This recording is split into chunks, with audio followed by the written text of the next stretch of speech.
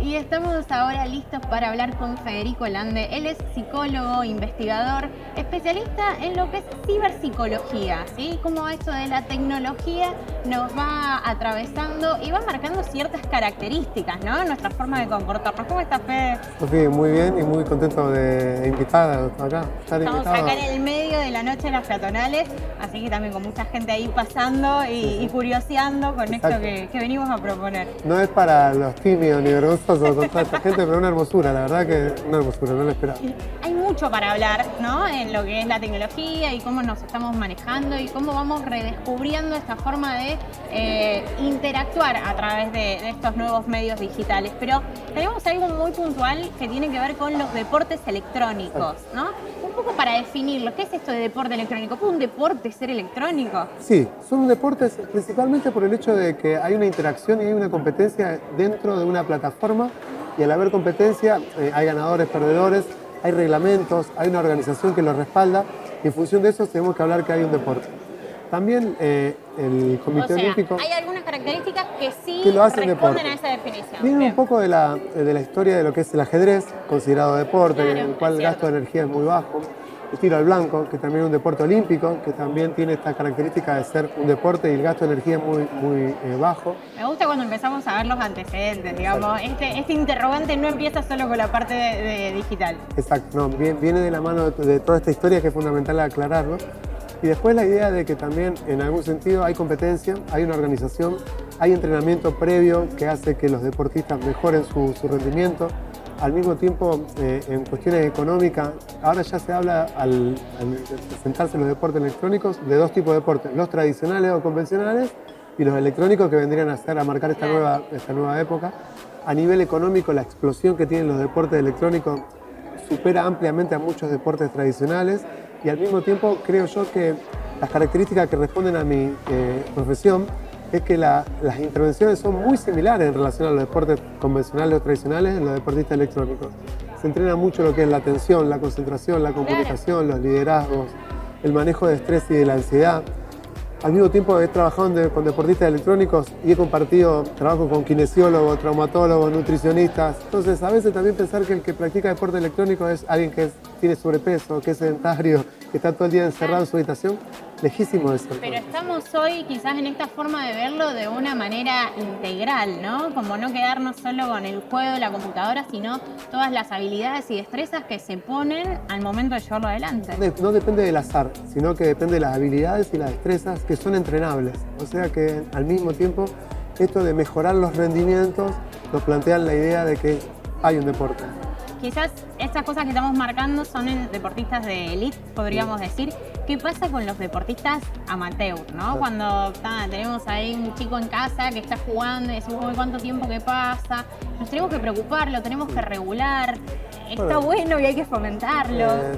Yo defiendo el deporte ¿Qué está electrónico, pasando ahí? Sí. muy interesante, Sofi, y me da la chance de poder explicar esto.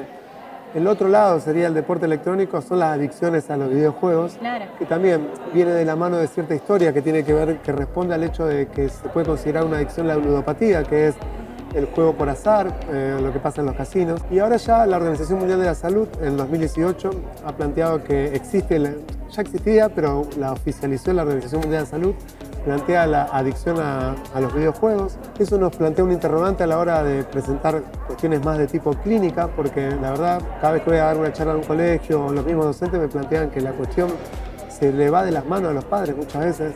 Está bien jugar videojuegos, está bien que esto sea un deporte, pero ¿qué pasa cuando es lo único que les interesa a los chicos en la vida? ¿Y qué punto tendríamos que prestar atención? ¿Cuándo te parece que está ahí ese límite? Nosotros lo planteamos en función de los efectos. Por ejemplo, cuando un chico duerme de día y está todo el día, toda la noche jugando despierto y después tiene que ir a la escuela y se la pasa durmiendo en el salón, ya hay un problema. Deberíamos uno preocuparse. Cuando los padres quieren quitarle el videojuego en función de que haga otras cosas en su vida y siempre eso se inicia con una pelea, que muchas veces llega a violencia. Muchas veces los padres nos han contado que chicos que rompen todo en la casa con tal que le devuelvan los videojuegos. Hablo con los padres y yo le digo, mira, a mí me hace recordar muchas veces cuando he tratado pacientes que son adictos a la cocaína o algún tipo de sustancia, cuando uno le quita las drogas, la reacción es muy similar. Los padres se le prenden, se le abren los ojos. Cuando de alguna manera lo único importante para ellos es jugar videojuegos y no le interesa sociabilizar por fuera del videojuego, debería uno preocuparse. cuando la salud física se resiente, chicos con obesidad y mala alimentación, uno debería preocuparse. Cuando no hay hobbies o intereses por fuera de los videojuegos, los padres deberían preocuparse. Cuando esto tiene como una duración de al menos un año, los padres deberían preocuparse.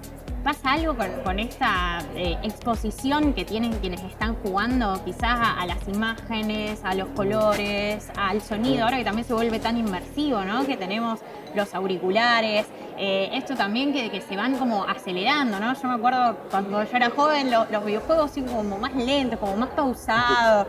Ahora pasa todo como en una vorágine. ¿Quién podría ser adicto al Nokia 1100, diríamos, en comparación con los teléfonos celulares? Exacto. Sí, la verdad que los videojuegos en sus inicios están planteados para seguir jugándolos, que tengan muchas ganas de repetir el juego. Al mismo tiempo, todo lo que nos genera placer en términos generales puede ser causante en un corto o mediano y largo plazo de una adicción. Entonces son sumamente placenteros jugar los videojuegos y siempre están armados de forma tal de que haya como un desafío siempre a terminar. Entonces, todo lo que nos gusta mucho puede tener un lado B que genera algún tipo de problemas. Entonces, el diseño es fantástico. Ningún videojuego en sí mismo es adictivo, sino que roza o toca con algo de la personalidad, de la historia de los chicos o de los adultos mismos, que esa especie de romance tóxico finalmente se termina generando. Pero ningún videojuego en sí es adictivo. Esto es importante plantearlo, sino que no tener reglas claras o no haber habido una crianza digital a su debido tiempo, que esto se inicia no de la adolescencia. Y otra cosa que yo les digo a los padres, cuando tu hijo ya tiene 14, 15 años y querés retirarle un videojuego, cuando vos se lo presentaste a los 5 o 6, es muy difícil que el efecto sea el que vos estés buscando. Entonces, ahora sabemos mucho más, que hay muchísimos riesgos en este sentido. Entonces, me gusta la idea de pensar en una crianza digital, que es interesantísimo. Acompañar ese proceso. Saber que lo juego pero con un límite de tiempo, lo juego pero quizás ir rotando y que primero juegue un hermano, después juegue otro. Exacto. Esto es como darle una Ferrari a un chico sin saber manejar. Así que hay muchísimos riesgos de eso. ¿Y qué pasa en relación a la sociabilidad que se va dando, ¿no? Esto de que ahora podemos jugar en red, en pandemia sirvió mucho, de hablar con amigas y que digan, no, la verdad que pasa mucho tiempo jugando, pero tiene amigos o conocidos o amigos digitales de México, de Estados Unidos, juega con chicos de acá, de la ciudad, pero que bueno, en pandemia no nos podíamos encontrar, realmente teníamos ese límite y era una forma de vincularnos. ¿Nos sirve ese contacto? Por supuesto, es fantástico. Digamos. Volviendo al lado positivo de todo esto, no solo que nos sirve, sino que tiene un lado muy positivo. Bueno, tu hermana es profe de inglés. ¿Sabes la cantidad de chicos que han aprendido a hablar diferentes idiomas o eligen las plataformas que vengan con lenguaje bilingüe para seguir perfeccionándose en sus idiomas? Por supuesto que sirve, pero muchísimo. Acá no pasa en el hecho de que esté bien del todo o esté mal del todo, sino el límite pasa a ser de que también haya otros intereses, también haya como posibilidad de sociabilizar de manera analógica o presencial, que no sea lo único que los chicos presten atención. Yo creo que recontra sirve. De hecho, tiene una de las grandes ventajas de jugar videojuegos es la sociabilización en términos de que esto se ha vuelto global, digamos. Claro, sí. También es un tema de conversación, digamos, es algo que te arma así en ese grupo que uno se maneja. Así que bueno, Fede, empezamos con deportes electrónicos, nos pasamos a los videojuegos, pero creo que es algo súper vigente y que nos toca hoy en día, ya sea que porque alguien juegue o que tengas a algún chico que está en esta etapa y bueno, saber un poco cómo acompañarlo. No sabemos el alcance todavía y por suerte no tiene techo, sería esto. Totalmente. Bueno, te agradezco mucho tu tiempo y seguramente seguiremos charlando muchos otros temas. Muchas gracias, Sofía. Gracias.